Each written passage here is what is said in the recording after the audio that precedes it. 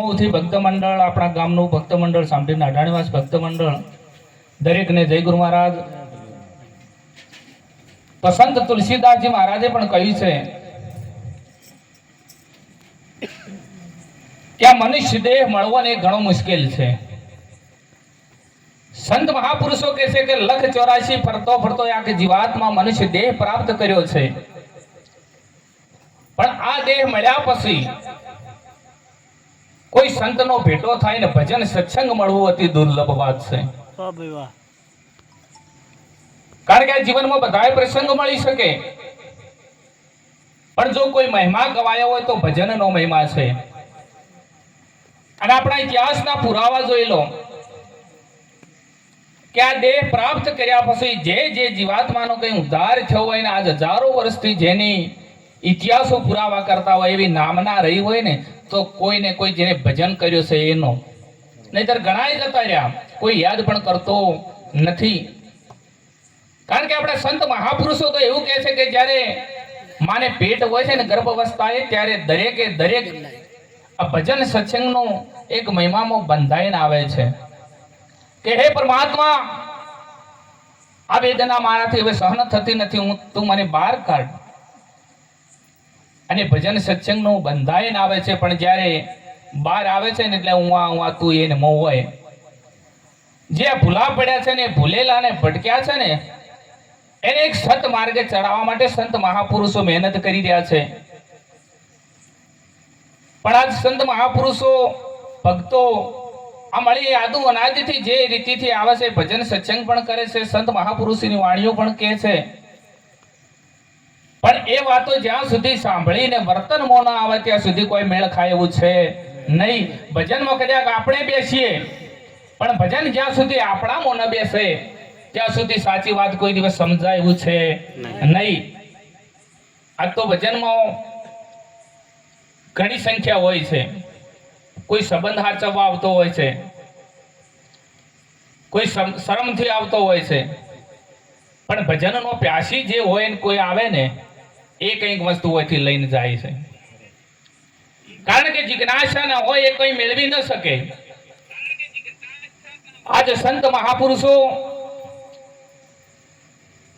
સુખની ખોળવા નીકળ્યા છે. બધાય જગત છે ને સુખને ખોળવા નીકળ્યું છે, પણ અમારા સંત મહાપુરુષો એવું કહે છે કે જે ભૌતિક સુખ છે ને એનાથી પણ કઈ ઉપર જો સુખ હોય તો એ શરીરનું સુખ કીધું છે.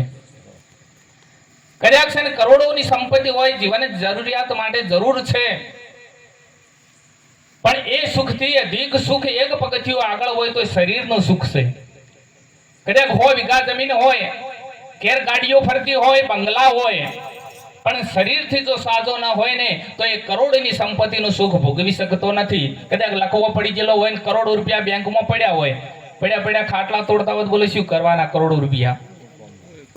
એ ભૌતિક સુખ કરતા આ શરીરનું સુખ સંત મહાપુરુષોએ એક ડગલું આગળ કહ્યું છે, તો એનાથી પણ એક સુખ સંતોએ પારિવારિક સુખ કીધું છે, એટલે પરિવારનું. જો પરિવારમાં સંપ હોય, દીકરા દીકરીઓ કદાચ સારા સંસ્કારી હોય તો જ મેળ ખાય એવું છે, નહીતર કરોડો રૂપિયા હોય, શરીરથી પણ સાજા હોય, પણ કદાચ દીકરો જો હળવા માર્ગે ચડેલો હોય ને જ્યાં સુધી ઘેર ના આવે એટલે ઘરે એના મા બાપને ઊંઘ ના આવે. અને એ સુખ કરતા પણ જો સંત મહાપુરુષોએ એક ડગલું આગળ સુખનું વર્ણવ્યું હોય તો આ આધ્યાત્મિક સુખ છે, આ આનંદ છે ને એ અખંડ છે. આ આનંદ કોઈ દિવસ ઓસરતો નથી. એટલે સંત મહાપુરુષોએ કીધું છે, હમણાં વાણીમાં પણ કીધું કે એક આ કાચી કાયા બની છે. કદાચ 70, 80, 90 વર્ષમાં જ્યાં સુધી આપણને ભગવાને આ ભોગવવા માટે જેટલો સમય આપ્યો છે ને એમાં કદાચ હરિ ભજન કરી લો ને તો એ હજારો વર્ષનું આખું થઈ જાય. નહીતર કે અમારે કાકો હતા, બાપુ હતા, 120 વર્ષ જીવ્યા, પણ 120 જો વાટમાં ગાડ્યો શું કરવાના. એટલે કેટલું જીવ્યા એ કઈ મહત્વનું નથી, પણ કેવું જીવ્યા ને એ મહત્વનું છે. આ જીવનની અંદર સંત મહાપુરુષોએ એક સત માર્ગ બતાવ્યો છે કે આ માનવ દેહ મળ્યા પછી શું કરવું. તો સંત મહાપુરુષે મહાન થઈ ગયા એવા સંત તુલસીદાસજીએ કહ્યું છે કે તુલસીએ જગ में आए के कर लीजिए दो काम देने को टुकड़ा भला और लेने को हरि नाम। तो संत कबीरजीए પણ કહ્યું છે કબીર કહે કમાલ को तू दो बात सीख ले कर साहब की बंदगी और भूखे को तू अन्न दे। આ જીવનમાં કોઈ ભૂખ્યાને અન્ન દેવું અને હરિનું ભજન કરવું। કદાચ છે ને આપણી પાસે ઘણી સંપત્તિ હોય પણ કોઈને ઉપયોગી ન બની શકીએ તો કોઈ મેળનું ખાય એવું છે नहीं। बड़े हुआ तो क्या हुआ जैसे पेड़ खजूर पंथी को तो साया न देत અને ફલ લાગે बहुत दूर। સંત મહાપુરુષે કહ્યું છે કે કદાચ મોટો છો તો એક ખજૂરનું ઝાડ હોય છે ને એ ઘણું મોટું હોય છે પણ કે એવો મોટા થવાની કોઈ જરૂર નથી। એ કોઈ પંથી આપણે કહીએ બધા કે પશુ પંખી કો પણ પંખી નહીં પંથી કો સાયા ન દે। વટે માર્ગુ જે છે એને સાય પણ એ આપી શકતો નથી અને એનું ફળ પણ ઘણું દૂર લાગે છે। કારણ કે કદાચ કરોડોનો બંગલો બાંધ્યો હોય પણ એના ઘેર કોઈ કૂતરું ના વળતું હોય ને તો એ બંગલો નથી, એ કૂતરાની બોજ છે। કારણ કે કૂતરી અમારે ગુરુ મહારાજ કહે છે કે કૂતરું કદાચ બોજ બોધે ને એ બીજા કૂતરાને મોય પહેવા ના દે કે અગાશી કરીને હોમું થતું હોય। એમ બંગલો કદાચ બંધાયો હોય પણ એ બંગલામાં કોઈ દિવસ આપણો ભાઈ આવીને ન બેસી શકતો હોય, આપણો કુટુંબ કબીલો જો ના આવીને બેસી શકતો હોય, કોઈ આવા ભક્તો સંતો ના આવીને બેસી શકતા હોય તો એવા બંગલા શું કરવાના? એટલે મારા સંત મહાપુરુષ એવું કહે છે કે કદાચ ચડતા દિવસની નિશાની જોઈ લેજો ઘેર આવે મહેમાન, પણ પડતા દિવસની નિશાની હોય તો ઘેર ના આવે શ્વાન। કે ચડતા દિવસની નિશાની હોય તો શું એના ઘેર કોઈક ચા પાણી કરવા વાળો આવે, ઠંડો ગોળાનું પાણી પીવા વાળું જો એના ઘેર વોટે સમજો કે આના ચડતા દિવસ છે। પણ કદાચ ઘરના જોપે કૂતરું ના વળે તો સમજવાનું કે આના પડતા દિવસ ચાલુ થયા। એક સંત મહાપુરુષે આપણું જીવન કેવી રીતે જીવવું એનો માર્ગ બતાવ્યો છે। તો સંત મહાપુરુષે એવું કીધું છે કે જવાનીનો મદ કોઈને જવાનીનો રૂપનું મદ હોય, અહંકાર હોય તો એ 4 દિવસની છે। કોઈને રૂપિયાની અહંકાર હોય, કોઈને સત્તાનો અહંકાર હોય, પણ આ બધી સત્તાઓ છે, રૂપિયા છે એ અહીં પૂરતા છે। તો કદાચ આપણે ક્યાંક ટૂરમાં જતા હોય 8 દિવસ કે 10 દિવસમાં જતા હોય ને તો થેલા ભરતા હોય છે, 2-4 જોડ લુગડા ભરતા હોય ને હાબુ બ્રશ ને કેટલું લેતા હોય કે આપણે 8 દિવસની જરૂર પડશે ત્યાં। તો આ શરીર છોડીને આ જીવાતમાં જ્યાં જવાનો છે આપણા સંત મહાપુરુષો એવું કહે છે કે મોટી યાત્રાએ જશો તો ત્યાં પણ કંઈક આપણે ભાથું લઈને જવાનું છે। તો ત્યાં ભાથું જો નહીં હોય તો કોઈ મેળ ખાય એવું છે નહીં। તો પેલા એક શેઠ હતા અને શેઠે આખી જીવન કમાઈ અને કરોડોની સંપત્તિ ભેગી કરી, પણ સંત મહાપુરુષો આવા ભક્તો જ્યાં ભેગા થાય ને એટલે કે કોઈ કોઈના હંગાથે જવાનો નથી। એટલે આવું પેલા શેઠને વાત મગજમાં ફિટ થઈ ગઈ કે હું તો કરોડો રૂપિયા કમાણો પણ હવે કોઈનું હંગાથે જવાનું નથી તો બસ આ કરોડો કમાવાનો મતલબ શું? એટલે બધાને પૂછે છે કે મારે આ બધું હંગાથ લઈને જવું છે તો પેલા કે ના ભાઈ આ તો બધું હોય નું હોય જ પડ્યું રહે, કોઈ હંગાથ જાય એવું છે નહીં। આ માણાને એક લગ્ની લાગી કે ના કદાચ આખી જીવન મહેનત કરી અને ભેગું કર્યું છે હાથે તો લઈ જ જવું છે। કોઈ સંત મહાત્માની જોડે ગયા અને એમને પૂછ્યું કે અમુક કરોડોની સંપત્તિ કમાણો છે, બધાએ લોકો કહે છે જગતના કે કોઈ કોઈનું હંગાથ જીવું નથી, તો અમુક કરોડોની મહેનત કરીને ભેગા કર્યા એનું શું? સંત મહાપુરુષો કહે છે કે કોણ હંગાથ નથી આવ્યું, કોણ કહે છે? તારે હંગાથ લઈ જવું છે કે હા લઈ જવું છે? તો આ સંપત્તિ છે ને એમાંથી તું ધર્મના કાર્યમાં વાપરજે, સારા કાર્યમાં વાપરજે તો એ તારી હંગાત 100% આપવાનું છે।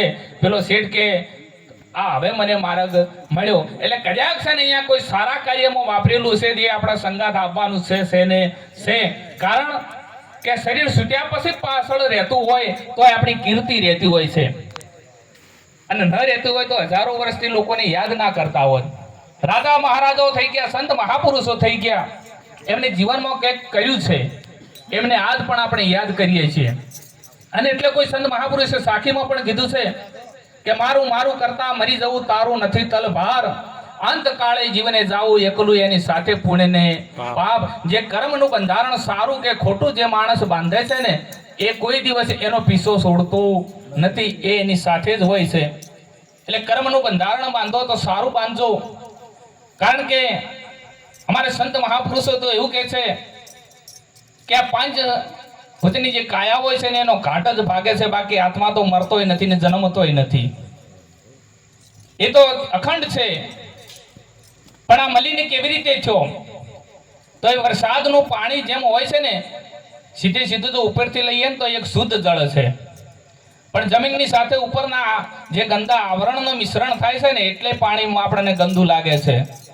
એમાં આત્મા તો એક શુદ્ધ છે, પણ આપણા જે અંતસ્કરણના આવરણો છે અને એ આવરણોથી જોડાઈને આપણને આ બધું આવું લાગે છે ને કે આત્મા તો શુદ્ધ છે જ. પરમાત્માએ કહ્યું છે કે તું પોતે જ મારું સ્વરૂપ છે. પણ આ વાતો સંત મહાપુરુષો જોડે જાણી શકાય. પરંતુ અત્યારે પ્રાણ આ કહેવાય છે કે હવે પડે આ ગુરુ કરવા, આ ભજન કરવું, આ બધું શું હોય? પણ જ્યાં નારદજી હતા ને, નારદજી પણ દેવ સભામાં જ હતા. અને જ્યાં સભા પૂર્ણ થાય ત્યાં એટલેથી વાળીને એમની માટી લઈ લેવામાં આવતી. એટલે એક વખત નારદજીએ લમણો વાળ્યો કે રોજ આવું કેમ કરવામાં આવે છે, ને એમને પૂછ્યું કે હું અહીંયા આવીને બેસું છું અને તમે અહીંયાથી વાળીને કેમ લઈ લો છો?